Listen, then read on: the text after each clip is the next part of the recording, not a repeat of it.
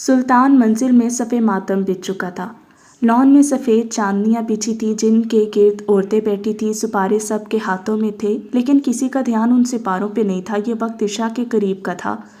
जनाजा रात में ही उठाया जाना था। सुबह से लेकर अब तक लाश अस्पतालों के धिक्के खाती रही थी। वजह थी पोस्टमार्टम।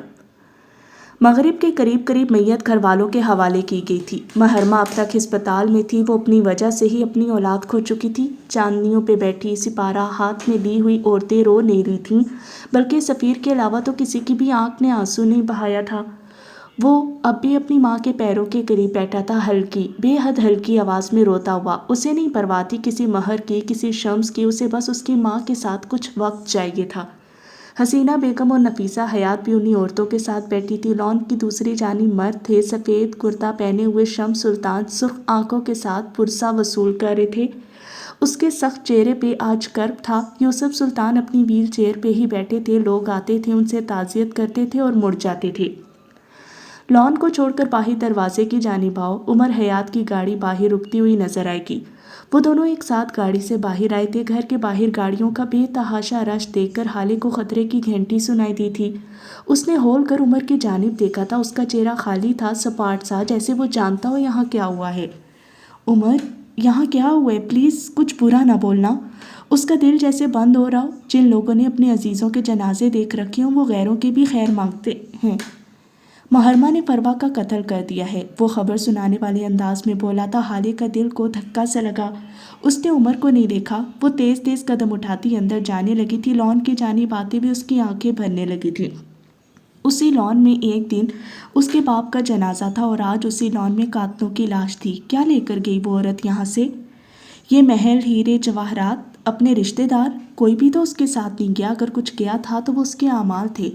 अब आगे का साथ बस उसके और उसके आमाल का था। हाले ज़रा फासले पे खड़ी रही। सफ़ीर मैयत के कदमों की जानिब बैठा था, सर झुकाए हुए। उसकी आंखें आंसू बहा रही थी। उसे देखकर हाले के दिल को कुछ हुआ था। चाहे उसने माजी में जो सलूक रखा हो, लेकिन वो एक वक्त में उसका दोस्त था। हाले उसे देखते हुए छोटे छोटे कदम उठाती उसके करीब जा रही थी।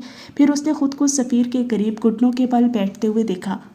सफ़ीर, हाले ने पुकारा तो झटका खाकर सीधा हुआ। उसकी आंखें सूज चुकी थी। वो शायद बुरी तरह रोता रहा था। हाले को देखकर उसकी आंखें एक बार फिर तेज़ी से बहने लगी थीं।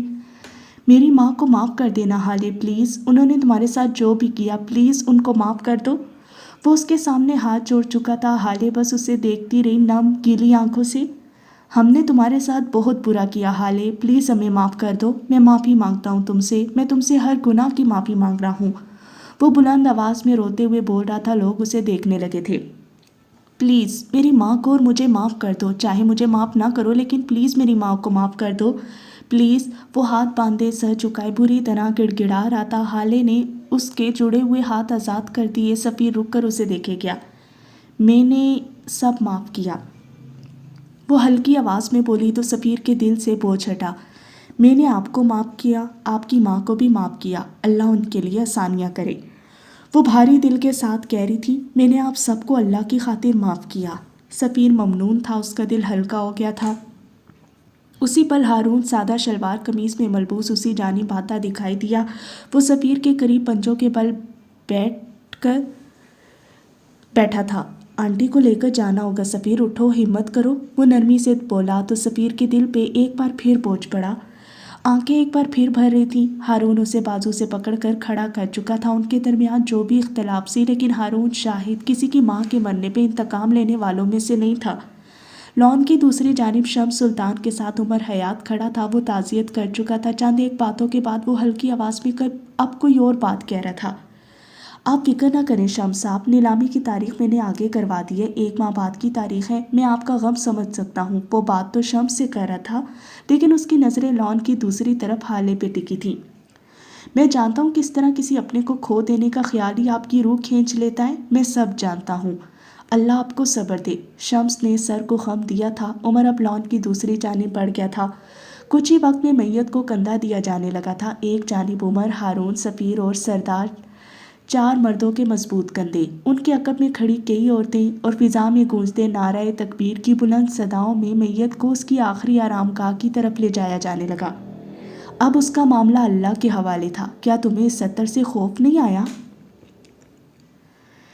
एक माह बाद नीलामी का दिन, सुबह 10:30 बजे। ये सुबह दिसंबर की एक खूबसूरत सुबहों में से एक थी। ठंडी हवाओं ने कराची को अपनी लपेट में ले रखा था। गो कि हवाएं यकबस्ता नहीं थी, लेकिन अहलियान कराची उसी में खुश थे।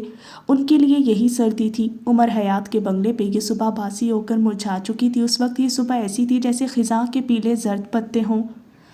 और उमर और हाले सुल्तान के मुश्तरका कमरे में आओ तो हाले सुल्तान ड्रेसिंग मिरर के सामने बैठी थी। उसने वही सुर्ख साड़ी पहन रखी थी जिसे वो कुछ अर्सा कबल मॉल में ख़रीद नहीं सकी थी। उस वक्त वो नीलामी में जाने को तैयार थी, लेकिन दिल था कि भर आता। पिछला एक महीना अच्छा गुजरा था। उमर उसके साथ था, वो खुश थी। अम्मा, हसन, हारून, दादा सब उसके साथ थे, राज़ी थे। ज़िंदगी वापस डगर पे आ गई थी। महरमा को चंद दिन कबल ही पुलिस गिरफ्तार कर गई थी। इससे पहले वो अस्पताल में एडमिट रही थी। हाले सुल्तान उस वक्त सिंगार में इसके सामने बैठी थी। उसकी आंखें बार बार भर आती थी, जिसकी वजह से कई बार वो अपना मेकअप साफ करके दोबारा लगाना शुरू करती। उमर, जो कि उसके अक्कब में बैठा अपने जूतों के तस्मे बांध रहा था, वो काफ़ी देर से उसकी कार्रवाई नोट कर रहा था। अब आखिर वो उठ आया था। स्याह डिनर सूट में मलबूस, बालों को जेल से जमाए, हल्की बड़ी हुई शेप में वो काफ़ी अच्छा लग रहा था। छोटे छोटे कदम लेता वो हाले के सामने ड्रेसिंग टेबल पे आकर बैठा था। वो पलके झपक झपक कर आंसू अंदर उतार रही थी। उसके हाथ में मस्कारा था। उमर ने खामोशी से उसके हाथ से मस्कारा ले लिया। हाले ने मुज़ाहमत नहीं की। रोना है? उसके संजीदगी से पूछने पे हाले ने गीली आंखों के साथ बच्चों की तरह जोर जोर से सर हिलाया था, और फिर उसकी आंखों से ना रुकने वाला आंसुओं का सिलसिला शुरू हो गया। उमर खामोशी से उसके बालों पे हाथ फेरता रहा, जैसे हम किसी बच्चे के सर पे हाथ फेरते हैं। मुझे डर लग रहा है उमर, मुझे बहुत डर लग रहा है। मुझे लगता है मैं बाबा के सर पे लगे ये धब्बे नहीं उतार सकूंगी, वो रोते हुए बुलंद आवाज़ में कह रही थी। मुझे लगता है सब बुरा होगा, कुछ भी कभी भी अच्छा हो ही नहीं सकता। बाबा को बेगुनाह साबित करना ये मेरे लिए बहुत मुश्किल है उमर, मैं बहुत डर रही हूँ। वो उसका हाथ बुलंद करके अपनी आंखें उसके हाथ पे टिकाए रोती चली गई थी। वो एक हाथ से कभी उसके बालों को थपकता, कभी उसके आगे गिरने वाले बालों को कान के पीछे अड़स रहा था। काफ़ी देर तक वो रोती रही थी और फिर खुद ही थक गई। उमर ने उसकी आंखें टिश्यू से थपथपाई, फिर हल्की आवाज़ में उसके कान के करीब कहने लगा, तुम्हारी आंखें बेहद पसंद है। मैं इन्हें देख कर जीता हूँ। इन आंखों को देख कर जीने वालों को क्यों मारती हो? वो शिकवा कर रहा था।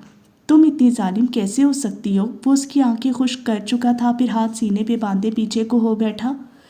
जिसने हमारे साथ बुरा किया है, मैं उन्हें चौक पे खड़ा करके दुर्रे मारूंगा। तुम्हें मुझ पे यकीन है ना? वो ऐसे मान से बोला था कि हाले बेख्तियार गर्दन इस्पात में हिलाने लगी। उमर उसकी नम आंखों को देखे गया और फिर वो हल्का सा झुका था। नरमी से उसकी दोनों आंखों को बारी बारी लबों से छुआ और फिर पीछे हो गया। हाले ने खूब से इधर उधर सर घुमाया था। उमर आज पहली बार उसका इतना सुर्ख होता चेहरा देखकर महसूस हुआ था। माशाल्लाह, तुम शर्माती भी हो। मुझे लगा था सवाए मेरा खून और बैंक बैलेंस चूसने के तुम्हें और कुछ नहीं आता। वो खुले दिल से तंज कर रहा था। हाले ने कुलस कर उसको देखा था। मुझे एक और काम भी आता है, आवाज़ निकाले बगैर बंदा मारना, और अगर मुझे बेवा होने का खौफ ना होता तो अब तक ये कर चुकी होती। वो एक बार फिर अपने चेहरे पे फाउंडेशन मलने लगी थी। उमर उसी तरह मुस्कुराहट दबाए उसे देखता रहा। ये जुल्म ना करना तुम्हारा तो कुछ नहीं जाएगा, लेकिन इस दुनिया से एक हसीन इंसान कम हो जाएगा।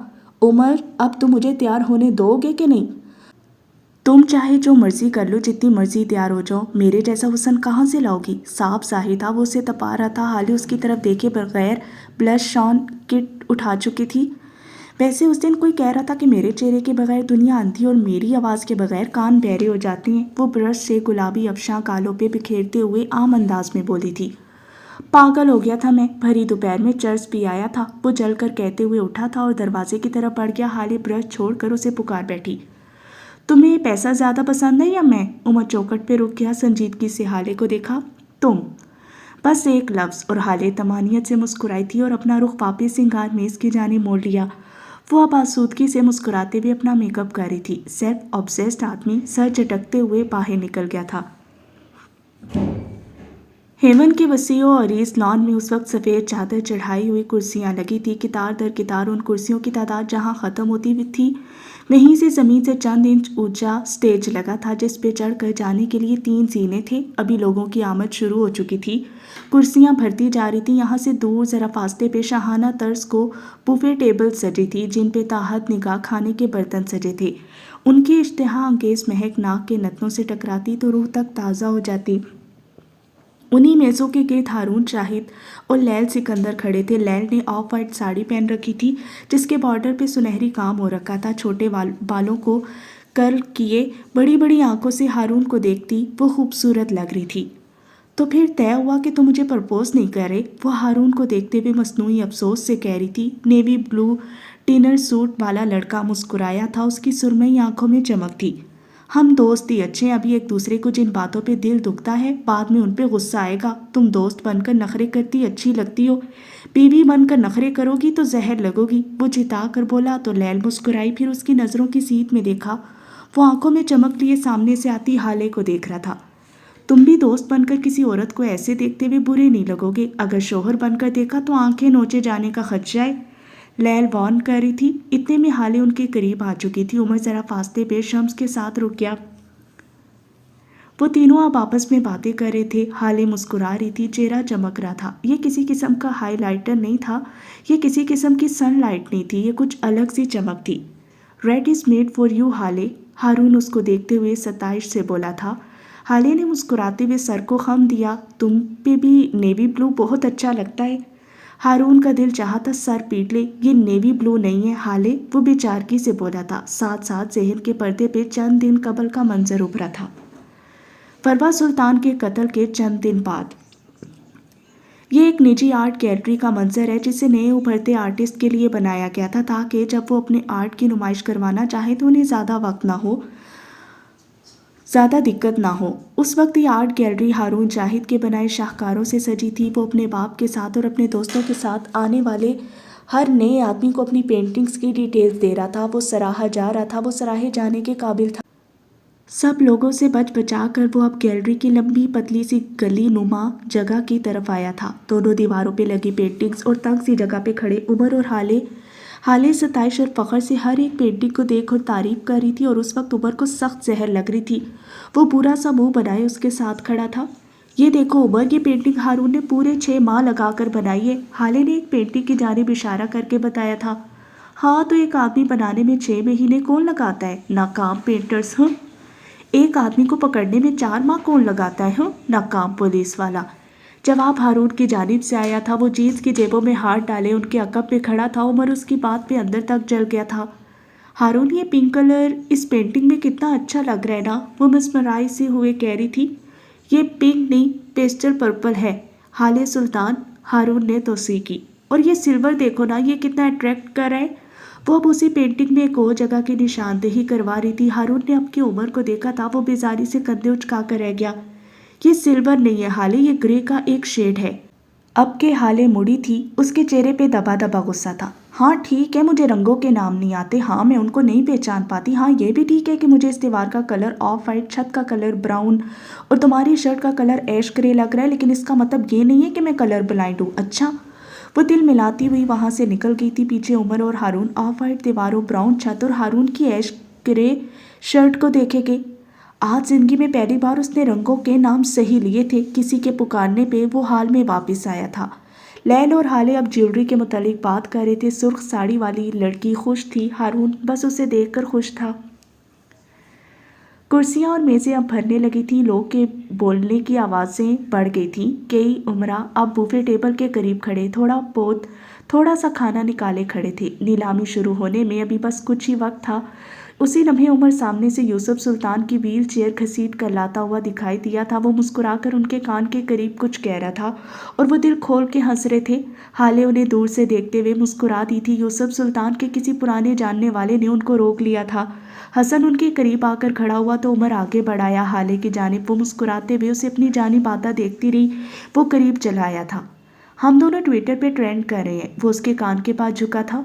उस दिन रेस्तोरां वाली तस्वीर वायरल हो गई है, वो आराम से कहकर सीधा हुआ था। हाले के चेहरे पे बेक वक्त खुशी और जोश छा गया। वो अपना मोबाइल निकाल चुकी थी। हैशटैग क्या है? कपल गोल्स या ड्रीम्स? हैशटैग है फ्राडिया couple of the year hashtag है। क्या से क्या हो गए देखते देखते। उसकी बात पे हाले का जोश ठंडा पड़ गया था। मोबाइल की स्क्रीन पे हरकत करती उंगलियां एक पल को रुक गईं। सामने ही उन दोनों की तस्वीर थी। एक तस्वीर में वो मीडिया वालों के सामने उमर की शान में कसीदे पढ़ रही थी और दूसरी तस्वीर में वो रेस्तोरां में उसके करीब खड़ा था और हाले मुस्कुरा रही थी। #فراڈیا کپل کیا سے کیا ہو گئے۔ اس نے ایک نظر میم کو دیکھا پھر چہرہ اٹھا کر میم کو دیکھا پھر چہرہ اٹھا کر عمر کو۔ چند پل ایک دوسرے کو دیکھتے رہنے کے بعد وہ دونوں ہنس دیے تھے اور کرتے بھی کیا۔ تم دادا جان کے ساتھ بہت کلوز لگ رہے ہو، سچ سچ بتاؤ اس دن تمہارے درمیان کیا بات ہوئی تھی؟ وہ موضوع بدل گئی تھی اب کہ وہ مشکوک تھی۔ عمر نے یاد کرنا چاہا ان کے درمیان آخر کیا بات ہوئی تھی۔ چند دن قبل عمر حیات کے بنگلے پہ یہ شام کافی پر رونق سی تھی۔ لاؤنج میں بیٹھے سلطان، منزل سے آئے مہمان، کچن میں کھڑی نئی ملازمہ جسے صرف کھانا بنانے کے لیے رکھا گیا تھا، آس پاس بیٹھے ہارون، شاہد، حسن اور لیل سردار بھی اپنی بیوی کے ساتھ یہی تھا۔ یہ عمر کے حساب سے اس کی شادی کی دعوت تھی۔ ان سب لوگوں کی خوشگپیوں اور باتوں کو چھوڑ کر اگر بنگلے کے لان میں آؤ تو عمر حیات گھاس پہ بیٹھا تھا، اس کے سامنے یوسف سلطان اپنی ویل چیئر پہ بیٹھے تھے، ساتھ ہی بخش کھڑا تھا جس کے ہاتھ میں مختلف کاغذات تھے۔ ان میں چند کاغذات اس نے یوسف سلطان کی گود میں رکھے تھے اور اب وہی کاغذات وہ عمر حیات کو دے رہے تھے۔ یہ تمہارا حصہ ہے بیٹے، میں جانتا ہوں یہ تمہارے حصے کا آدھا بھی نہیں ہے، لیکن فی الحال مجھ سے یہی لے لو، میری جائیداد پہ تو میرا بیٹا سانپ بن کر بیٹھا ہے، وہ تعصب سے کہہ رہے تھے۔ میں جانتا ہوں ساری زندگی معراج نے تمہیں اپنے قدموں پہ کھڑا ہونے کا کہا، تم سے کام کروایا، تم سے مشقت کروائی، میں اس سب میں خوش تھا۔ عمر نے ان کی بات کاٹی تھی۔ یوسف سلطان ہلکا سا مسکرائے تھے۔ جو کوئی بھی میرے معراج کے ساتھ رہتا ہے وہ باوقار ضرور بن جاتا ہے، جیسے کہ تم۔ میں اگر معراج کی جگہ ہوتا تو تم سے کبھی کام نہ کرواتا۔ وہ محبت سے اسے تک رہے تھے۔ عمر کو خامخواہ عجیب محسوس ہوا، اتنا عرصہ کوئی رشتہ نہیں ملا تھا اور اب تو جیسے رشتوں کی بارش ہو گئی تھی۔ میں شاید تمہیں اسی طرح بگاڑ دیتا جیسے حالے کو، لیکن میں بس تمہیں کبھی کوئی تکلیف نہ دیتا، تم بالکل میری نگین جیسے ہو۔ وہ آس بھرے لہجے میں بولے تھے۔ عمر مسکرا دیا۔ لوگ کہتے میں بالکل اپنے باپ جیسا ہوں، وہ عام سے انداز میں کہتا آگے کو ہوا اور کاغذات واپس ان کی گود میں رکھ دیے تھے، ان کے دونوں ہاتھوں کو اپنے مضبوط ہاتھوں میں تھام لیا اور ان کی آنکھوں میں دیکھ کر کہنا شروع کیا، مجھے یہ بھاری بھرکم کاغذات نہیں چاہیے، نہ مجھے آپ سے لمبا چوڑا بینک بیلنس چاہیے، مجھے آپ سے میری ساری زندگی کی دربدری، میری خواہشات کے مرنے کے بدلے اور میرے جج صاحب کی کریڈیبلٹی کی خاطر صرف ایک کاغذ چاہیے، صرف ایک۔ وہ سنجیدہ تھا، حد سے زیادہ سنجیدہ۔ یوسف سلطان نے غور سے اسے دیکھا۔ تمہیں کیا چاہیے؟ عمر نے اپنی سیاہ آنکھیں ان کی آنکھوں میں گاڑ دی تھی اور پھر اس کے منہ سے بس ایک ہی لفظ نکلا تھا، آق نامہ۔ مجھے آپ کی جانب سے شمس سلطان کے نام آق نامہ چاہیے۔ اگر دے سکتے ہیں تو میری ساری عمر کی تکالیف مٹ جائیں گی، آپ کے بے گناہ قتل ہوئے بیٹے کو انصاف ملے گا۔ میں آپ سے اور کچھ نہیں مانگوں گا، ہر حق آپ کو معاف کر دوں گا۔ بولیں، دے سکتے ہیں؟ وہ جیسے چیلنج کر رہا ہو۔ یوسف سلطان کچھ بھی نہیں بولے تھے، وہ خاموش تھے، لیکن یاد رہے وہ نہ بھی نہیں بولے تھے۔ عمر بتاؤ نا۔ حالے کی آواز پہ وہ چونک گیا تھا، پھر نارمل انداز میں اسے دیکھا، یوں جیسے اس پہ افسوس کر رہا ہو۔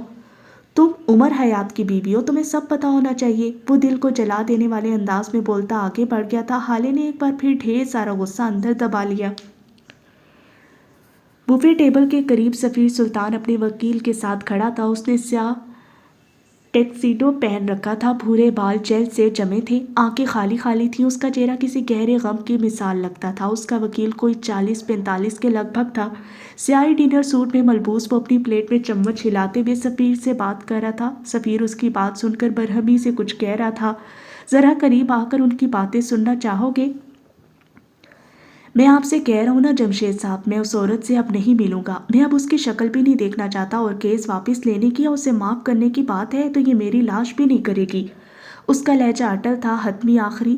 جمشید نے غور سے اس کی بات سنی تھی، پھر سر کو سمجھنے والے انداز میں ہلایا تھا اور کہنے لگا، سفیر، آپ لاسٹ ٹائم اس سے کب ملے تھے؟ مس مہر نے کہا ہے کہ آپ نے جب انہیں طلاق دی تب وہ حاملہ تھی اور پھر آپ کا بچہ کسی حادثے میں نہیں رہ سکا، لیکن اس سارے میس کے بعد بھی وہ دعویٰ کرتی ہیں کہ وہ آپ کی بیوی ہے۔ سفیر اس کی بات سن کر سوچ میں پڑ گیا تھا۔ سامنے سے آتی سورج کی میٹھی گرم کرنیں اس کے چہرے پہ پڑی تو منظر تحلیل ہونے لگے۔ وہ اب کہیں اور تھا، اور جہاں میں یہاں مشینوں کی آواز تھی، یہاں دوائیوں کی بدبو تھی، کھڑکی کے بلائنڈ سے چھن کر آتی دھوپ سفیر کے چہرے پہ پڑ رہی تھی۔ وہ ہسپتال کے کمرے میں تھا، بیڈ کے سامنے کرسی پہ بیٹھا، چپتی نظروں سے بیڈ پہ نیم دراز مہر کو دیکھتا ہوا۔ وہ نقاہت زدہ سی تھی، آنکھوں تلے ہلکے اور مرجھایا ہوا چہرہ، مردہ آنکھوں سے سفیر کو یکٹک دیکھتی ہوئی۔ جانتی ہو مہر ماں، جب مجھے معلوم ہوا کہ میرا بچہ مر گیا ہے تو مجھے کیسا لگا تھا؟ وہ سارے وقت میں پہلی بار بولا تھا۔ مہر نے جواب نہیں دیا۔ وہ کیا جواب دیتی؟ سفیر خود ہی کہنے لگا، پہلے تو مجھے بہت دکھ ہوا تھا لیکن پھر میں بہت خوش ہوا، بہت زیادہ خوش۔ وہ ایسے انداز میں بولا کہ محرمہ بے یقینی سے اسے دیکھنے لگی۔ میں اپنے بچے کے بارے میں سوچ چکا تھا، میں نے سوچ رکھا تھا کہ اسے کم از کم تمہارے حوالے نہیں کروں گا۔ میں اس کے پیدا ہونے کے پہلے منٹ میں اسے تم سے دور لے جاتا، لیکن جانتی ہو کیا، وہ پھر بھی حاسد رہتا، اس کے اندر شر رہتا، وہ بالکل تمہارے جیسا ہوتا۔ سفیر عجیب سے لہجے میں کہہ رہا تھا۔ مہر کا دل دکھا تھا، اس کی آنکھیں بھرنے لگی تھیں۔ پچھلے کچھ دنوں سے اس نے سفیر سے بس چاہ اور نرمی سمیٹی تھی، اب اس کے ایسے الفاظ سماعتوں کو زخمی کر رہے تھے۔ میں ان 9 ماہ کا قرض نہیں چکا پاتا، اور پھر ایک اور محرمہ چند اور زندگیاں برباد کرتی، اسی لیے اچھا ہی ہوا وہ مر گیا۔ میرے دل کا ایک حصہ میری اولاد کے ساتھ مرا ہے مہر، وہ اٹھتے ہوئے بولا تھا، اس کی آواز میں دکھ تھا۔ لیکن میں اس مرے ہوئے حصے کے ساتھ جی لوں گا، لیکن ایک اور محرمہ اور چند اور تباہ ہوتی زندگیاں، یہ میں نہیں دیکھ سکتا۔ اس نے سر کو نفی میں ہلایا تھا۔ محرمہ بھیگے چہرے کے ساتھ اسے دیکھتی رہی۔ ابا سے کہیں مجھ سے ملنے آ جائے، وہ اس کی تمام باتوں کے جواب میں بس یہی بولی تھی۔ سفیر کی آنکھیں زخمی ہونے لگیں۔ اب ان سے تمہارا کوئی تعلق نہیں، تمہارا تعلق میرے ذریعے ان سے جڑا تھا نا، میں ابھی کے ابھی اس تعلق کو بھی ختم کر دیتا ہوں۔ سفیر کی آخری بات پہ مہر کی آنکھوں میں خوف پھیلا تھا۔ وہ اٹھ کر بیٹھنے لگی تھی، لیکن اب شاید اس میں اتنی سکت نہیں تھی۔ اس کے سامنے کھڑا سفیر سلطان اس کی آنکھوں میں دیکھ کر کچھ کہہ رہا تھا۔ میں سفیر سلطان ولد شمس سلطان اپنے مکمل ہوش و حواس میں محرمہ غیاث الدین کو طلاق دیتا ہوں، طلاق دیتا ہوں، طلاق دیتا ہوں۔ وہ بول کر ایک بھی نگاہ غلط اس پہ ڈالے بغیر باہر نکل گیا تھا۔ اس کے پیچھے وہ لڑکی اب سن تھی، اس کی سماعتوں میں زہر انڈیلا گیا تھا، قریب تھا کہ وہ سبز پڑنے لگتی۔ اس کی آنکھیں ایک نقطے پہ جم گئی تھی، جسم ہر قسم کی جنبش سے انکاری تھا۔ اس کا انجام طے ہو چکا تھا، اب وہ ساری زندگی اپنے اعمالوں کا بوجھ ڈھونے والی تھی، شاید کمر دکھ جائے، شاید ٹوٹ جائے۔ یکدم سورج کی روشنی میں تیزی آ گئی تو سفیر نے اپنا چہرہ موڑ لیا۔ وہ حال میں تھا اور اس کے سامنے اس کا وکیل کھڑا تھا۔ جلد از جلد طلاق کے پیپرز بنوائیں اور اسے کورٹ میں جمع کروائیں، مزید اس عورت کی بکواس نہ سنوں میں۔ وہ انگلی اٹھا کر تنبیہ کرتا آگے بڑھ گیا۔ لان کے آخری کونے میں 2 چھوٹے چھوٹے بچے باہر نکل آئے تھے، ان کی آیا خوف زدہ سی ان کو اندر لے جا رہی تھی۔ سفیر نے ان کو دیکھا، دل کے زخموں پہ جیسے کسی نے نمک ڈال دیا۔ اس نے آنکھیں کھول کر بند کی، ڈھیر سارا کپ اندر اتارا اور آگے بڑھ گیا۔ اسے رکنا نہیں تھا، اگر رک جاتا تو شاید نمک کا مجسمہ بن جاتا۔ لان میں لگی کرسیوں پہ لوگ بیٹھ چکے تھے، کئی عمرا اپنے کارڈز ہاتھ میں لیے بیٹھے تھے، یہی کارڈ بلند کر کے وہ رقم بڑھا سکتے تھے۔ ابتدائی کرسیوں پہ شمس، میر وائز، فرید اور عمر حیات بیٹھے تھے۔ ان کے عقب میں 2 لائن چھوڑ کر حالِ سلطان بیٹھی تھی، اس کے ساتھ حسن تھا، ہارون تھا اور لیل تھی۔ سفیر یہاں نہیں رکا تھا، وہ جا چکا تھا، اس سے یہاں رکا ہی نہیں گیا تھا۔ ڈائس کے پیچھے ایک شخص آ کر کھڑا ہوا تھا۔ حالے نے اسے چونک کر دیکھا تھا، وجہ اس کا چہرہ اس کے برینڈڈ کپڑے نہیں تھے، وجہ تھی اس کی نیلی آنکھیں۔ حالے نے فوراً اپنے موبائل پہ ایک پیغام ٹائپ کیا اور اسے عمر کے نمبر پہ بھیج دیا۔ عمر کے موبائل پہ پیغام جگمگایا تو اس نے ذرا کی ذرا گردن موڑ کر حالے کو دیکھا تھا۔ اس کا چہرہ سرخ تھا۔ حالے محسوس ہو رہی تھی اسے نیلی آنکھوں سے بہت کچھ یاد آتا تھا۔ جاننا چاہو گے کیا؟ 1 ہفتہ قبل عمر حیات کے بنگلے پہ شام کی نیلاہٹ ختم ہو گئی تھی، رات کا اندھیرا ہر سو پھیل رہا تھا۔ لاؤنج میں بیٹھی حالِ سلطان ٹی وی کی بڑی سکرین پہ کوئی ترکش ڈرامہ دیکھ رہی تھی۔ اسی لمحے لاؤنج کی چوکھٹ پار کرتا عمر حیات اندر آیا، رف ٹراؤزر اور شرٹ میں ملبوس، بالوں کو ماتھے پہ گرائے وہ حالے کے قریب صوفے پر آ کر بیٹھا تھا۔ ایک نظر ٹی وی کو دیکھا اور پھر غور سے ٹی وی دیکھتی حالے کو ہیرو نے ہیروئن سے کچھ کہا تھا، اب کہ وہ مسکرائی تھی۔ اتنے غور سے کیوں دیکھ رہی ہو؟ وہ ہنس کیوں رہی ہو؟ وہ تیوری چڑھائے پوچھ رہا تھا۔ یہ لڑکا، اس نے انگلی سے ٹی وی کی جانب اشارہ کیا، مجھے اس کی نیلی آنکھیں بہت پسند ہیں، خوبصورت ہے نا؟ عمر نے ایک سرسری نگاہ ٹی وی پہ ڈالی۔ ہاں ٹھیک ہی ہیں، لیکن میری آنکھیں زیادہ پیاری ہیں۔ حالے نے گردن موڑ کر اسے دیکھا تھا، غور سے اسکین کرنے کے انداز میں، پھر فوراً نفی میں سر ہلایا۔ اوہو، تم سے زیادہ حسین ہے اس کی آنکھیں۔ وہ دوبارہ ٹی وی کی جانب متوجہ ہو چکی تھی، لیکن عمر اس سے یوں دیکھ رہا تھا گویا کہہ رہا ہو، کسی کی اتنی مجال کہ وہ تمہیں مجھ سے زیادہ خوبصورت لگے۔ بند کرو ٹی وی، چلو مجھے چائے بنا کر دو۔ وہ اٹھ کھڑا ہوا تھا۔ حالے نے حیرت سے اسے دیکھا تھا۔ ابھی تو بنا کر دی تھی عمر۔ اچھا صبر کرو، یہ قسط ختم ہو جائے تو بنا دیتی ہوں۔ نہیں، مجھے ابھی کے ابھی چاہیے۔ تمہیں شوہر کا خیال نہیں ہے اور اس نیلی آنکھوں والے کی تعریف کرنی ہے؟ حالے نے اب کے اسے مسکراہٹ دبا کر دیکھا تھا، معاملہ اب اسے سمجھ آیا تھا۔ عمر اسے کوئی ٹین ایجر لگا۔ تم جل رہے ہو؟ ہاں، مجھے کیا ضرورت ہے اس سے جلنے کی؟ وہ شان بے نیازی سے بولا تھا، لیکن اس کے کان سرخ ہو رہے تھے، غصے سے، شاید جلن سے۔ ویسے اس آدمی کو ذرا سی بھی اداکاری نہیں آتی، نہ اس کو بولنے کا ڈھنگ ہے اور نہ بات کرنے کا۔ عمر نے حالے کی معلومات میں اضافہ کیا۔ وہ جیسا بھی ہے، مجھے اس کی آنکھیں پسند ہیں، حالے جتا رہی تھی۔ عمر نے ضبط کر لیا۔ میں نے ترکش کباب کے ساتھ افغانی پلاؤ بنایا ہے، چلو کھانا کھاتے ہیں۔ مطلب تم مجھے ڈرامہ دیکھنے نہیں دو گے؟ اگر تم اسی طرح اس کی تعریف کرتی رہی تب تو ہرگز نہیں۔ ہاں، اگر تم یہ کہہ دو کہ میری آنکھیں اس کی آنکھوں سے زیادہ خوبصورت ہیں تب کچھ ہو سکتا ہے۔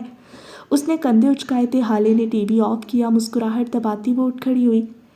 میں ٹی وی دیکھنا چھوڑ سکتی ہوں لیکن اپنے شوہر کی جھوٹی تعریفیں نہیں کر سکتی۔ نیلی آنکھیں زیادہ پیاری ہیں۔ وہ اس کے قریب سرگوشی کرتی فوراً باہر کی جانب لپکی تھی۔ عمر نے دانت پہ دانت جما لیے۔ میں تمہیں اس کے لیے معاف نہیں کروں گا، اچھا؟ اور میری آنکھیں زیادہ پیاری ہیں، تمہیں کہنا پڑے گا۔ وہ پیچھے سے بلند آواز میں پکارا تھا۔ آگ لگے ان ترکوں کو اور ان کی نیلی آنکھوں کو۔ وہ بڑبڑاتے ہوئے باہر نکل گیا۔ آج ہال میں موجود وہ دونوں ایک دوسرے کو دیکھتے ہوئے مسکرا رہے تھے۔ عمر نے اسے دیکھتے ہوئے میسج ٹائپ کیا۔ کیا وہ نیلی آنکھیں واقعی خوبصورت تھیں؟ حالے نے چہرہ جھکا کر پیغام پڑھا، پھر مسکراتے ہوئے کچھ ٹائپ کیا۔ وہ آنکھیں خوبصورت تھیں لیکن تمہاری آنکھوں سے زیادہ نہیں۔ عمر اپنے موبائل کی اسکرین پہ یہ پیغام پڑھتے ہوئے مسکرایا تھا، پھر فون واپس جیب میں ڈال دیا۔ بالآخر وہ اپنی تعریف کروا چکا تھا۔ آہ، یہ سیلف آبسیسڈ آدمی۔ اسٹیج پہ ڈائس کے پیچھے کھڑا شخص شمس سلطان کی تعریفوں میں رطب اللسان تھا۔ اس کے الفاظ شمس کی وہ خوبیاں بھی بیان کر رہے تھے جو شاید اس میں موجود ہی نہ ہو۔ اسٹیج کے دائیں بائیں اور سامنے کھڑے کیمرہ مین اپنے کیمرے میں اس سارے منظر کو محفوظ کر رہے تھے۔ اسٹیج پہ سامنے دیکھتے ہوئے ہارون شاہد نے بیزاری سے گردن موڑ لی تھی۔ وہ کم از کم یہ نہیں دیکھنا چاہتا تھا۔ اس نے آنکھیں بند کی۔ ایک بھولا بسرا منظر آنکھوں کے پردے پہ چلنے لگا۔ محرمہ سلطان کے جیل جانے کے ایک دن بعد رات 8 بجے عمر حیات کے بنگلے پہ اس وقت دعوت کا سماں تھا۔ یہ دعوت بھی عمر ہی کی جانب سے تھی۔ کچھ عرصہ ہوا تھا وہ پیسہ خرچ کرنے لگا تھا۔ لمبی میز کے اطراف میں کرسیاں لگی تھیں، انہی کرسیوں پہ اس وقت لیل، ہارون، حسن، عمر حیات اور حالے سلطان بیٹھے تھے۔ سربراہی کرسی پہ عمر، اس کی دائیں جانب حالے اور بائیں جانب حسن، حالے کے ساتھ والی کرسی پہ ہارون اور ہارون کے سامنے لیل۔ چمچوں اور کانٹوں کے بیچ ہلکی پھلکی باتیں ہو رہی تھیں۔ ویسے ایک اہم خبر ہے جو میں حالے کو بتانا چاہتا ہوں۔ حسن کھانے سے ہاتھ روکے بیٹھا حالے کو دیکھ رہا تھا۔ سب لوگ اسے دیکھنے لگے۔ اجازت ہے عمر بھائی؟ وہ عمر کو دیکھتے ہوئے ایسی معصومیت سے بولا کہ عمر کو اپنے آس پاس خطرے کا الارم بجتا محسوس ہوا۔ اس نے بدقت ہاں ہاں بولو کہہ کر اجازت دی تھی۔ جانتی ہو حالے، جب وہ سطر جادو اس کی منشا نہیں مجبوری تھی۔ اس کا مطلب ہم نے تم سے پوچھنے کو کہا تو عمر بھائی، اس نے بھائی پہ زور دیا۔ تو عمر بھائی نے کیا کہا تھا؟ عمر نے آنکھوں ہی آنکھوں میں حسن کی منت کی تھی۔ ہوگا وہ ایس پی، لیکن بیوی کے سامنے بڑے بڑے سورماؤں کی نہیں چلتی۔ حالے نے کھانے سے ہاتھ روک لیا۔ کیا کہا تھا؟ اس نے بولا کہ اب تمہاری بہن بتائے گی، وہ جو بچپن سے فیل ہوتی آ رہی ہے، وہ جس کی ہر پیپر میں سپلی آتی ہے۔ ہارون بھائی آگے آپ بتاؤ۔ اس نے اب بات جیسے ہارون کے ساتھ دی تھی۔ عمر کے چہرے پہ جیسے کوئی سانپ ڈنک مار گیا ہو۔ ہارون نے سب کو ایک نگاہ دیکھا۔ عمر نے کہا تھا کہ میری بیوی کو تو اپنے کورس کی کتابوں کا نہیں پتہ ہوتا، چلی ہے مثالیں حل کرنے۔ اس سے اچھا ہے میں شانوں سے پوچھ لوں۔ اور اس قدر مبالغہ آرائی پہ عمر کا دل چاہا تھا ہارون کا سر دیوار میں مار دے۔ حالے سنجیدگی سے انہیں سن رہی تھی۔ عمر نے کہا تھا حالے 10 دفعہ پیدا ہو کر آ جائے تب بھی اس بات کا مطلب نہیں سمجھ پائے گی۔ عمر حیات کی بیوی بن کر بھی اسے کچھ عقل نہیں آئی۔ اس سے زیادہ عقل مند تو نرسری کلاس کا بچہ ہوگا۔ اب کہ لیل بولی تھی، عمر بھی چارگی سے انہیں دیکھے گیا۔ کاش وہ اپنے حق میں کچھ کہہ پاتا۔ اب وہ تینوں چہرہ اٹھائے ایک نئی جنگ عظیم کا انتظار کر رہے تھے۔ مجھے میرے شوہر پہ یقین ہے، وہ تمہاری طرح شیطان کا چیلا نہیں ہے، میرے بارے میں ایسی بات کہہ ہی نہیں سکتا۔ لوج سب برباد کیا۔ حسن نے چمچہ پلیٹ میں پٹخا تھا۔ ایک کینہ توز نظر ہارون اور لیل کے لتاڑے ہوئے چہرے پہ ڈالی۔ اتنی اوور ایکٹنگ کی ضرورت نہیں تھی ویسے۔ اگر آپ دونوں کے ملانے کے بجائے یہ کیس میں نے خود ہینڈل کیا ہوتا تو اب تک یہ دونوں 8 بار لڑ چکے ہوتے۔ وہ خفکی سے کہتا پلٹ گیا تھا۔ ہارون اور لیل کندھے اچکائے دوبارہ کھانا کھانے میں مصروف ہو گئے۔ شکر ہے حالے تمہیں میرا یقین ہے، ورنہ کوئی یقین نہیں ہے مجھے۔ میں جانتی ہوں تمہاری اس ایناکونڈا کے زہر سے بھری زبان میری شان میں کیا کچھ کہہ چکی ہوگی۔ کمرے میں چلو، دیکھتی ہوں تمہیں۔ اور یہاں عمر حیات کے اندر کا مسکین شوہر تھاڑے مار مار کر رویا ہوگا۔ گزرے وقت کو چھوڑ کر ہارون واپس ہال میں آیا تو ڈائس کے پیچھے کھڑا آدمی اب بھی کچھ کہہ رہا تھا۔ وہ سر جھٹک کر اس کو سننے لگا۔ بیزاریت حد سے سوا ہونے لگی تھی۔ کیا تم تیار ہو؟ یہ وہ پیغام تھا جو عمر نے ابھی ابھی ٹائپ کر کے حالے کو بھیجا تھا۔ نیلامی شروع ہو چکی تھی۔ مختلف لوگ اپنے کارڈز بلند کیے ہوئے تھے۔ میر وائس پریت ٹانگ پہ ٹانگ جمائے بیٹھا تھا، یوں جیسے وہ آخر میں سب سے بڑی بولی لگائے گا اور فاتح بن جائے گا۔ اسکرین پہ نظر آتا عمر حیات کا میسج پڑھ حالے کے چہرے کے تاثرات میں بے چینی کھل گئی تھی۔ اس کے چہرے پہ تکان واضح تھی۔ اس کی انگلیوں نے پیغام ٹائپ کیا۔ ہم میں اور ان میں کوئی فرق نہیں عمر، قاتل تو ہم بھی ہیں، لکھ کر بیزاری سے موبائل پرے ڈال دیا۔ عمر نے گردن موڑ کر اس کو دیکھا اور پھر سر جھٹکا۔ ذہن کے پردوں پر کوئی اور منظر چلنے لگا۔ 13 دن قبل، محرمہ کی گرفتاری کے 2 دن بعد، جیل خانے کی سلاخوں کے پیچھے وہ بیٹھی تھی، بال بکھرے ہوئے، لباس مٹیالہ، روکھے ہاتھ پیر، بے جان جلد۔ 2 دن، بس 2 دن میں جیل اس کی ساری اکڑ نکال چکا تھا۔ قید آپ کو وہ سب کچھ سکھا دیتی ہے جو حالات یا زندگی نہیں سکھا سکتی۔ جس وقت ایک لیڈی اہلکار اسے بلانے آئی، محرمہ تیزی سے اٹھی تھی۔ اب وہ لیڈی اہلکار کے ساتھ راہداریاں پار کرتی تیز تیز جا رہی تھی۔ اس کے چہرے پہ ایک امید تھی۔ ملاقاتی کمرے میں لا کر اسے جب بٹھایا گیا تو وہ ذرا سا چونکی تھی۔ سامنے سے عمر حیات کو دیکھ کر چونکی تھی۔ اس نے یہ توقع نہیں کی تھی۔ ملاقاتی کمرہ کیا تھا؟ بس ایک چھوٹا سا تنگ کمرہ جس میں ایک روشن دان لگا تھا۔ کمرے کے عین وسط میں ایک چھوٹی لکڑی کی میز کے گرد 2 کرسیاں رکھی تھیں۔ اسی میز کے اوپر ایک پیلا بلب جل رہا تھا۔ یہ تفتیشی کمرہ تھا لیکن اس وقت ملاقاتی کمرہ تھا۔ ہیلو مہر ڈارلنگ، عمر بشاشت سے کہتا آگے آیا تھا۔ کرسی کو موڑا یوں کہ پچھلا حصہ آگے لے آیا اور دونوں ٹانگیں دائیں بائیں کر کے کرسی کی پشت کے ساتھ ٹھوڑی ٹکا کر بیٹھ گیا۔ محرمہ سلگتی نظروں سے اسے دیکھ رہی تھی۔ میں جانتی ہوں عمر تم کیا کر رہے ہو میرے ساتھ، میں سب سمجھ رہی ہوں۔ تم اور میں ایک ہیں، میں تمہارا دماغ پڑھ سکتی ہوں۔ عمر اس کو دلچسپی سے دیکھے گیا۔ بتاؤ پھر مدر گوتھر کی اماں کیا چل رہا ہے میرے دماغ میں؟ محرمہ سخت آنکھوں سے اسے دیکھتی بھی میز پہ آگے کو ہوئی۔ کل رات میرا کمرہ بدل کر مجھے ان عورتوں کے ساتھ رکھا گیا جو 4 قتل کر چکی ہیں، اور کل سے ہی اب تک وہ 1000 بار ایسی حرکت کر چکی ہے کہ میں ان سے بحث کروں اور وہ مزید آگے ہوئی۔ وہ مجھے مار دے، اس نے الفاظ ادا کر دیے۔ تم یہاں اس جیل کی 4 دیواری میں مجھے مروا دو گے اور میں کچھ نہیں کر پاؤں گی۔ میں جانتی ہوں، میں تو یہ بھی جانتی ہوں کہ میرے پاس صرف آج یا کل کا دن ہوگا، اس لیے وہ مسکراتی ہوئی پیچھے کو ہو بیٹھی۔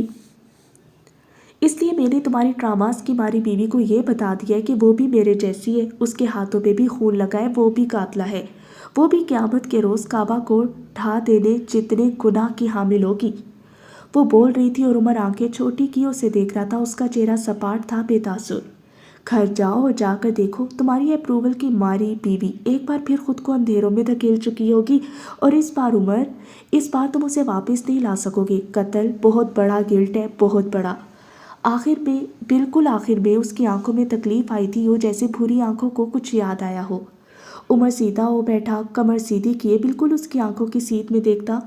وہ چاہے ڈرامہ کی ماری ہو یا چاہے اس کی انسیکیورٹیز ہوں، اب اسے ان سب سے باہر آنا ہوگا۔ وہ اپنے اندھیروں میں روشنی خود پیدا کرے گی۔ حالے وہ عورت ہے جسے میں نے محبت کی ہے محرمہ، تم دیکھنا وہ سہارے کے لیے میرا ہاتھ بھی نہیں تھامے گی۔ اسے بیساکھیاں نہیں پسند تمہاری طرح۔ وہ بولتے ہوئے اٹھ کھڑا ہوا تھا۔ اور رہی تم، تو تمہارے لیے میں نے موت نہیں زندگی چنی ہے۔ محرمہ کو لگا تھا جیسے کسی نے اس کے چہرے پہ زوردار تھپڑ دے مارا ہو۔ وہ تڑپ کر اٹھ کھڑی ہوئی تھی، اس کی آنکھیں خوف سے پھیل گئی تھیں۔ تم میرے ساتھ ایسا نہیں کر سکتے عمر، وہ بولی تو اس کی آواز کانپ رہی تھی۔ عمر کا چہرہ بے تاثر رہا۔ تم یہ نہیں کر سکتے، تمہیں یہ حق نہیں ہے۔ تم مجھے مار دو پلیز، میں یہاں اس ماحول میں کیسے رہوں گی؟ Are you crazy? وہ دہل گئی تھی۔ عمر پیچھے ہٹتا جا رہا تھا۔ اس کے ہر قدم کے ساتھ محرمہ کو اپنا دل بیٹھتا محسوس ہو رہا تھا۔ تم یہاں رہو گی محرمہ، کیونکہ میں تمہیں بتانا چاہتا ہوں کہ موت ہر بار سزا نہیں ہوتی، کئی بار زندگی زیادہ بھیانک ہوتی ہے۔ تمہیں مار دوں گا تو ایک جھٹکے میں ختم ہو جاؤ گی، لیکن اگر زندہ رہو گی تو ہر دن اپنی موت مانگو گی۔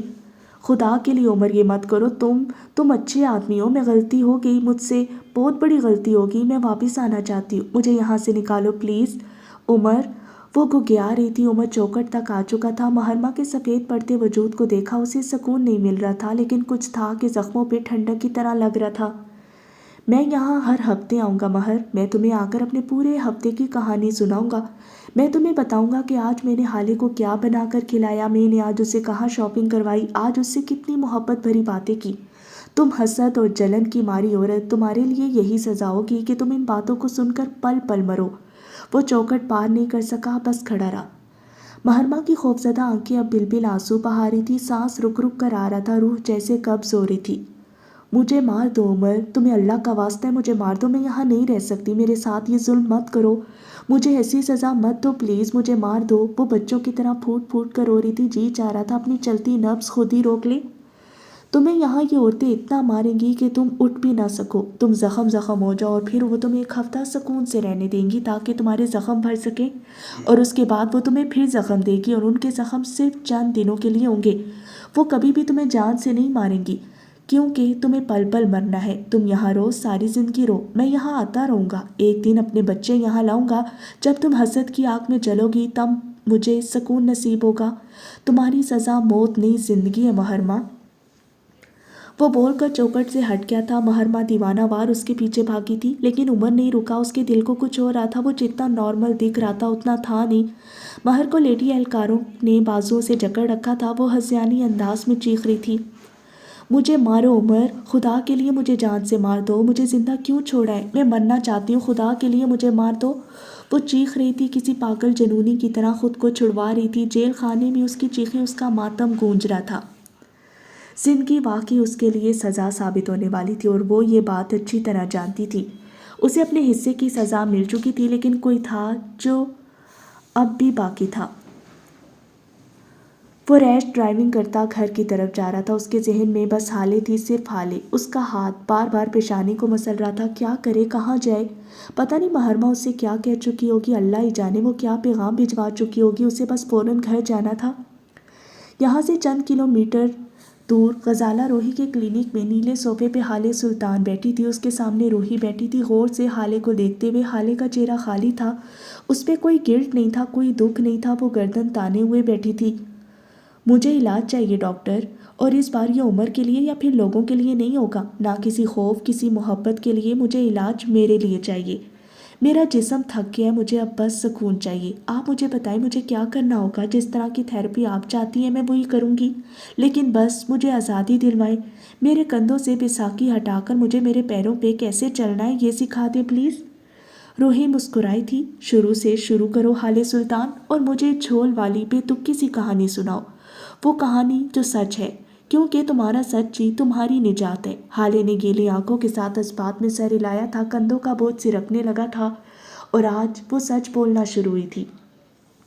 اور پھر اگلے 2 گھنٹے وہ دونوں بات کرتی رہی تھی، جو دل میں تھا حالے کہہ چکی، باتوں کا بوجھ اترا تو وہ باہر نکل آئی تھی۔ عمر سامنے ہی کھڑا تھا، گاڑی سے ٹیک لگائے تشویش سے اسے دیکھتا ہوا، البتہ حالے کمپوز تھی، وہ چھوٹے چھوٹے قدم لیتی اس کے قریب چلی آئی تھی۔ عمر غور سے اسے دیکھ رہا تھا، وہ اس کے قریب آ کر رکی، گردن اٹھا کر عمر کو دیکھا، وہ اسے ہی تک رہا تھا۔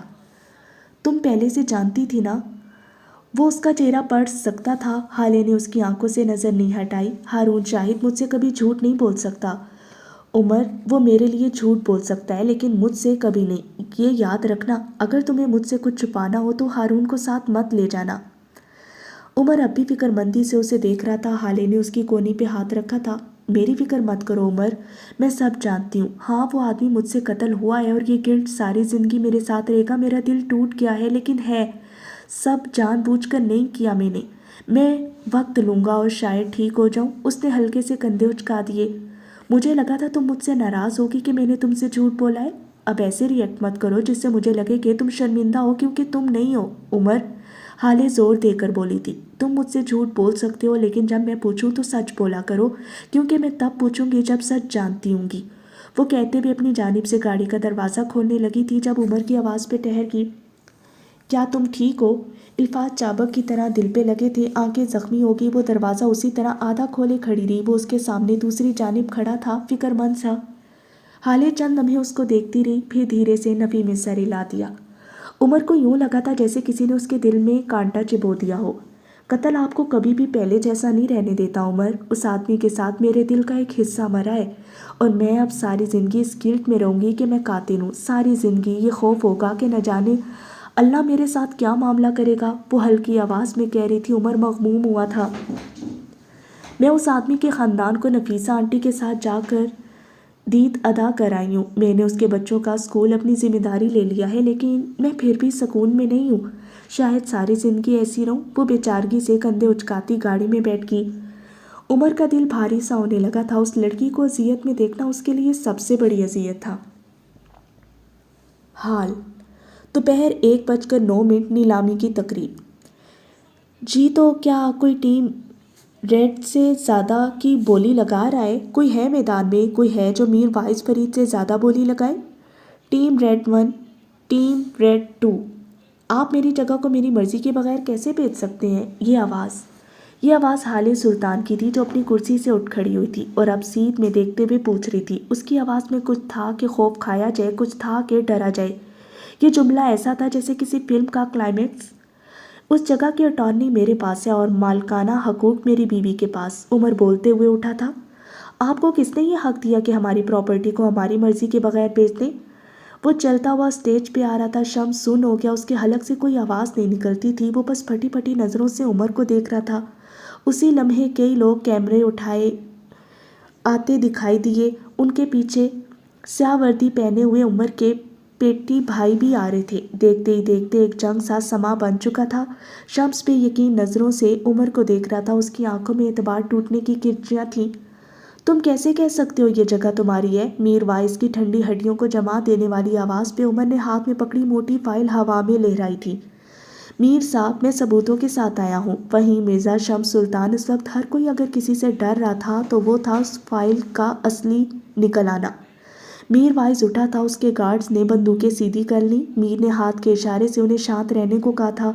وہ اب قدم اٹھاتا اسٹیج کی جانب آ رہا تھا جہاں عمر حیات پہلے ہی کھڑا تھا، ہاتھ میں فائل لیے گردن سیدھی کیے۔ اسٹیج پہ چڑھتے میر نے ایک نظر پلٹ کر شمس کو دیکھا تھا۔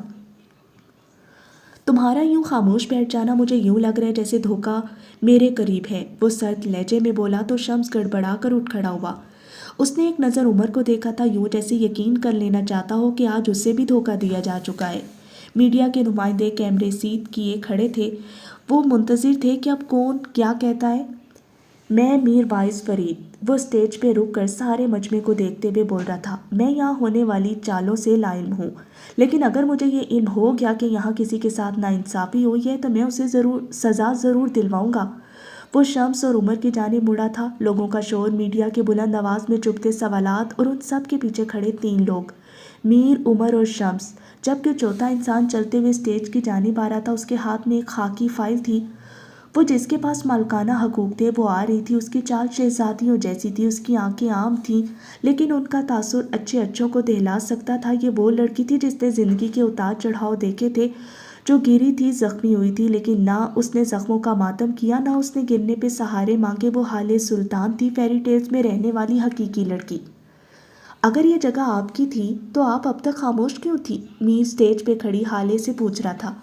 فائل چوری ہو چکی تھی میر صاحب، اور مجھے میرے چچا سے جان کا خطرہ تھا۔ اگر میں یہ فائل وقت سے پہلے دکھا دیتی تو کیا ہوتا، شاید آپ نہیں جانتے۔ لیکن تمہیں یہ نقلی فائل ملی کہاں سے؟ شمس نے دانت پہ دانت جما کر ضبط سے پوچھا تھا۔ حالے معصومیت سے مسکرائی تھی۔ اس نے یاد کرنا چاہا اسے یہ فائل کہاں سے ملی تھی۔ پروا سلطان کے قتل کی دوسری رات 2 بجے۔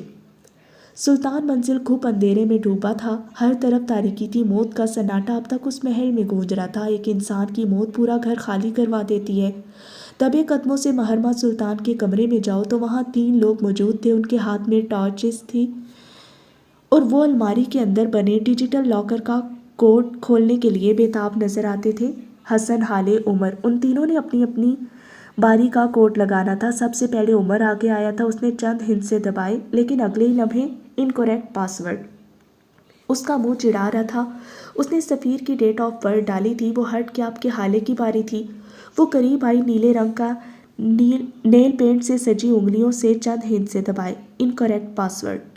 وہ کوفت سے پیچھے ہوئی تھی۔ بیزاری حد سے سوا ہونے لگی۔ اس نے محرمہ کی اپنی ڈیٹ آف برتھ ڈالی تھی۔ حسن سنجیدہ چہرے کے ساتھ آگے آیا تھا۔ اس کے ذہن میں کوئی اور ہی منظر تھا۔ میں نے ابا کے لیے سفیر کو چھوڑ دیا حسن، میں مجبور تھی، میں کیا کرتی حسن، میں کیا کرتی۔ وہ رو رہی تھی۔ حالے کی منگنی والی رات وہ رو رو کر حسن کو کچھ بتا رہی تھی۔ وہ جو हिंसे दबा रहा था। उसे यकीन था वो दुरुस्त होगी। वो अंदाजे नहीं लगा रहा था। वो उस औरत की मेंटेलिटी देखकर पासवर्ड खोल रहा था। हर इंसान अपना पासवर्ड अपने मुताबिक रखता है, खोलने वाले के मुताबिक नहीं। जिस दिन ये बात समझ आ गई उस दिन आपके लिए कोई भी पासवर्ड खोलना मुश्किल नहीं रहेगा। और उसी लम्हे करेक्ट पासवर्ड की बिप बजी थी। लॉकर खुल चुका था। उमर 27 से हसन के कंधे को थपकते हुए आगे बढ़ाया। उसकी उंगलियों ने आगे बढ़कर 2 फाइल्स निकाल ली थी, एक अटॉर्नी फाइल और दूसरी मालकाना हकूक की फाइल। अपनी मोहब्बत, अपनी नफरत, अपनी कमज़ोरी किसी के आगे आया कर देना कभी कभी आपके लिए बुरा साबित हो सकता है। धूप की शिद्दत में तेज़ी नहीं थी। ये कराची के सरमा की धूप थी। स्टेज अब के मुख्तलिफ था। एक लंबे सोफे के साथ एक छोटी मेज़ का इंतज़ाम भी हो चुका था। उसी मेज़ पर उस वक्त 4 फाइल्स रखी थी, 2 वो जो शम्स सुल्तान के पास थी और 2 वो जो हाले और उमर के पास थी। 2 डेढ़ उम्र मर्द उन सोफ़ों पे बैठे थे और फाइल हाथ में उठाए आंखें करीब किए लिखाई का मुआयना कर रहे थे। शम्स बार बार पहलू बदल रहा था। उसका हलक खुश्क हो रहा था। वो बस यहाँ से भाग जाना चाहता था। वो ये सारी फाइल्स उठाकर रोपोश हो जाना चाहता था, लेकिन उसके सामने पुलिस खड़ी थी। वो स्याह वर्दी वाले लोग जिनके मुंह गालियाँ और हाथ थप्पड़ उठाने के लिए बने थे। वो मारते हुए गालियाँ बकते हुए यूं बेनियाज होते थे जैसे ये तो उनका पैदाइशी हक है। उनके साथ ही वो लोग भी खड़े थे जिनको अगर आपने उंगली से छुआ तो वो बाजू का इल्ज़ाम लगा देंगे। वो जो आपका चेहरा एक पल में पूरी दुनिया को दिखा सकते हैं। वो जिनके चैनल पे चलने वाली एक पट्टी आपकी ज़िंदगी तबाह कर सकती है। जब सामने ऐसे जालिम लोग खड़े हो तो तुम्हें चाहिए कि भागने के मौके होते हुए भी खड़े रहो। मुआयना मुकम्मल हो चुका था। सिफारी सूट वाला एक आदमी हाथों की उंगलियों को बाहर फंसाए बोलने के लिए तैयार था। हर शख्स कान बन गया। सबके जिस्म समात बन गए। ये साइन जाली है। उन्होंने शम्स की आसमानी फाइल हवा में बुलंद की थी। न्यूज़ चैनल पे पटियां चलने लगी थी। सहाफ़ी ज़ोर ज़ोर से बोलने लगे थे। शम्स का चेहरा लट्ठे की मानित सफ़ेद पड़ा था। उसका अंत करीब था। आप ऐसा कैसे कह सकते हैं? ये साइन असली है। वो फटी हुई आवाज़ में चिल्लाया था। दिल को अलबत्ता कोई ज़ोर ज़ोर से जकड़ रहा था। सफारी सूट वाला आदमी मुस्कुराया था। जो साइन आपके पास है वो लफ्ज़ टेढ़े हैं, जबकि मिराज सुल्तान की लिखाई में कभी भी टेढ़पन नहीं आता। वो सीधे साफ अल्फाज लिखते थे। अहमद अली शाह कह रहे थे और बाकी सब दम साधे उनको सुन रहे थे। दूसरी बात यह कि अल्फाजों का एक दूसरे के साथ फासला आपकी फाइल में ना होने के बराबर है, जबकि मिराज सुल्तान लफ्ज़ मुनासिब फासले पे लिखते थे। वो जल्दी में भी साइन कर सकते हैं। शम्स ने नागवारी से टोका था। उसका जिस्म उसका साथ छोड़ा था। उसे अपने आगे मौत दिख रही थी, लेकिन वो एक आखिरी कोशिश करके देख लेना चाहता था। मीर वाइज ने आपके दूसरे आदमी नवीद अली को इशारा किया था। वो बोलने लगा, आप सही कह रहे हैं शम्स साहब, साइन जल्दी में भी हो सकते हैं, लेकिन मिराज सुल्तान एक जज थे। वो दिन में अनगिनत साइन करते थे। जल्दी उनका मामूल था और हमने उनकी तमाम साइन चेक किए हैं। नवीद ने कहते साथ 2-3 फाइल उठाकर हवा में बुलंद की। इन तमाम फाइल्स में मिराज सुल्तान के साइन हर पन्ने पे मौजूद है, लेकिन ये तमाम साइन मुख्तलिफ है। जो साइन आपकी फाइल पे मौजूद है वो मिराज सुल्तान के हैं ही नहीं। वो साइन ज़बरदस्ती लिए गए हैं, यूँ जैसे किसी ने उनका हाथ पकड़कर साइन करवाया हो। पुलिस वालों ने आपकी हथकड़ी भी निकाल ली थी। बेजारी से वो ये सारा ड्रामा ख़त्म होने का इंतज़ार कर रहे थे। रिपोर्टर्स कैमरे के सामने खड़े मज़ीद बुलंद आवाज़ में चीखने लगे थे। हर एक को जल्दी थी। हर एक ये खबर पहले पहुंचाना चाहता था। फ़हीम मिर्ज़ा का हलक खुश्क होने लगा। आप एक आखिरी बात बताना भूल गए नवीद साहब, उमर ने मुस्कुराकर कुछ जिताया था। नवीद तसल्ली देने वाले अंदाज में पलक झपक के और शम्स सुल्तान की फाइल पे मौजूद साइन पे हाथ रखा। ये यहाँ बिल्कुल अपने नाम के इख्तिताम पे मिराज सुल्तान एक छोटा सा स्टार बनाते थे। ये स्टार उनके साइन का हिस्सा था।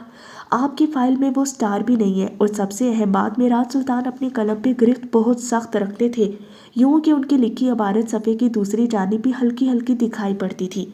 आपकी फाइल में वो भी नहीं है। सो साबित हुआ कि शम्स सुल्तान के पास एक जाली फाइल और नकली दस्तखत है, जबकि उमर हयात और उनकी अहलिया के पास जो दस्तावेजात हैं वो असली हैं।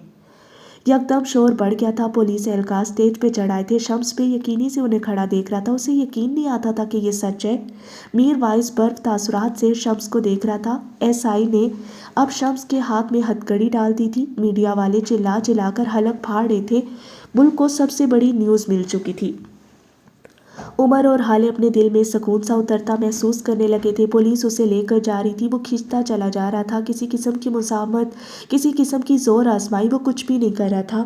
میڈیا کے نمائندوں کو بڑی مشکل سے ہیون کی عمارت کے اندر رکھا گیا تھا۔ شمس سلطان کے قدم بالآخر اس مقدس عمارت سے باہر تھے۔ رپورٹرز اب حالے اور عمر پہ چھپٹ پڑے تھے، سوال، الزامات کی تردید، کہانی، انہیں سب جاننا تھا۔ عمر نے ایک نظر حالے کو دیکھا اور پھر اس نے پلکیں جھپکا کر اجازت دی تھی، یوں جیسے کہہ رہی ہو تم جاؤ میں سنبھال لوں گی۔ وہ میر باعث کے ساتھ تیزی سے اسٹیج سے اتر گیا تھا۔ نمائندوں کو حالے اور ہارون مصروف کر چکے تھے۔ سفیر خاموشی سے ایک جانب بیٹھا تھا، اس کا دل مر چکا تھا، وہ بس بغیر کچھ کہے اور سنے لاش کی مانند بیٹھا تھا۔ کچھ دیر بعد اگر